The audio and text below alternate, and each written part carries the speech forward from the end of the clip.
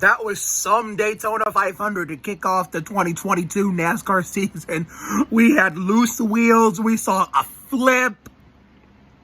A first-time winner, hell, a rookie, even won the Daytona 500. What more can you ask for from, and thank goodness, no rain this time after 2 years of soaking wet weather and, delays galore. But the one thing I did not like, was fucking commercials. It's basically the commercial 500 at Daytona. It's like, Fox's broadcast was and we thought the broadcast for the Clash was bad at the LA Coliseum a couple weeks ago.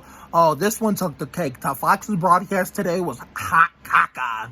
I'm already ready for NBC and Kelly Stavist. I mean, wow, Fox really dropped the ball this time, worse than they did, for the Clash, and they ever have in this recent memories. What happened to the prime NASCAR and Fox days from 2001, 2002, 2003, even 04 and 05, It was Darrell Waltrip, was there. Chris Myers and Jeff Hammond at the Hollywood Hotel. Steve Burns, may he rest in peace. Matt Yoakum, Dr. Dick Berggren in the pit lane. I do like the broadcasters. I do like the people that are on camera working. But the people who are working to make the broadcast, it's fucking hot caca. I mean, wow. But anyway, let's talk about the race. So, anyway, our first dry Daytona 500 since 2019. You probably saw my live stream of the race. I mean, it was a hell of a race, but it was hard to enjoy at times considering how many full-screen commercials Fox shoved down our throats. I mean, way too much. I mean, under yellow would have been fine, but at least do side-by-side all race long like IndyCar does. Hell, it would cost a lot of money, to have F1, have the way F1 does it, if no commercials at all. I mean, it would be great, even if it meant it would be a hell of a TV bill. I mean, seriously, nobody fucking likes commercials. I mean, full screen commercials at Daytona and Talladega at least should be illegal. And then you have these dumbasses like, but commercials, they pay the bills. Oh, so fucking what? The bills can go fuck themselves. We don't give a shit about the bills. We care about seeing cars on the track. Nobody wants to sit there and watch, people pay their fucking useless ass bills. I mean, the bills, like I said, bills can fuck themselves. We want to see racing. No fucking commercials. We don't give a shit. We don't have to pay those damn bills, so we don't give a shit. But anyway, so it was a hell of a race. It just broke my scale. I mean, we saw a lot of competitive fender-to-fender, wheel-to-wheel, door-to-door, side-by-side racing. We saw a shitload of it. We saw a flip. It was all the screaming I did in the live stream in the basement felt like old memories of living on Lenore and Sandhurst as a kid and a teenager, watching NASCAR, considering, growing up a kid and a teenager in my childhood neighborhood, and, all this screaming when it crashed, Daytona and Talladega. I didn't even know there was a flip in the Harrison Burton big one until Mike Joyce said it on the air after it happened. And then when I saw the flip on replay, I was freaking out. I mean, wow. I didn't even pay attention to who won that first stage. I mean, until they told me on social media, Mark Driggs Jr. It was his race to win. It was Brad's race to win. But of course, Brad take out the fucking half the fucking field, and then only to lose the race to the car he used to drive. That was made famous by Rusty Wallace in the when it was the Miller Lite Blue Deuce. I don't even like Cindric, but I love first-time winners, so I'm happy for him. I mean, I had 4 drivers in this race today. Only 2 made it to the finish. Ty got 11, Hemrick got 12. Noah, unfortunately, he was in contention for the win until he got taken out in a late race wreck. And Austin just didn't have the speed today. He just stunk it up like Terry Labonte. I mean, besides the shitty commercials and the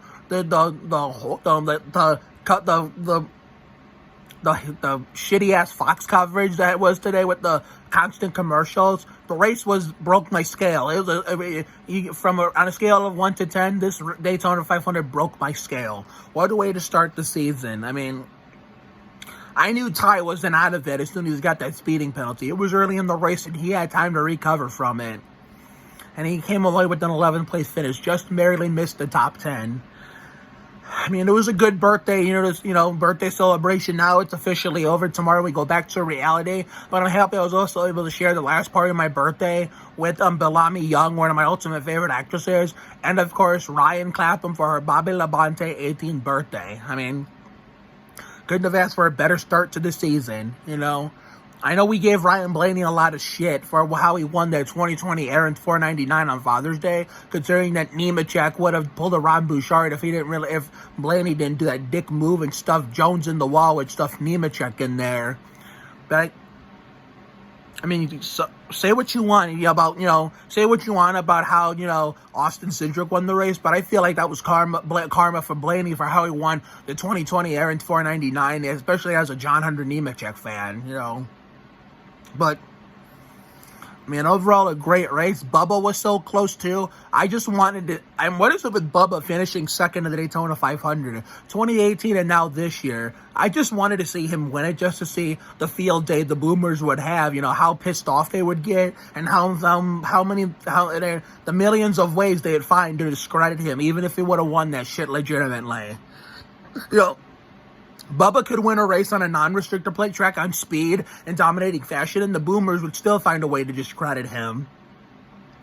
Because of the Noose incident, he's become wrongfully the most unlikable driver in NASCAR, where he used to be a fan favorite in the Craftsman Truck Series and Busch Series, working his way up. Only reason why he was out of a ride the way he was in 2016 with the Roush is because of his lack of sponsorship while he was competing for the championship. And he got his big break with, the Petties. Eric Almirola had his bad crash at Kansas when he broke his back. And, but the Petties liked how Bubba performed, so he got the 43. And, there was no rent-free Bubba haters until the whole Talladega thing and the Aaron's 499. And, there you can imagine the rest,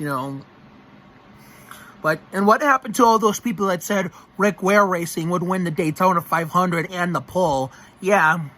That shit didn't even work out, and I knew it wouldn't. So, starting next week at California Speedway, it'll be back to the usual sucking ass for Rick Ware Racing in the back of the pack, slow as shit, where they belong.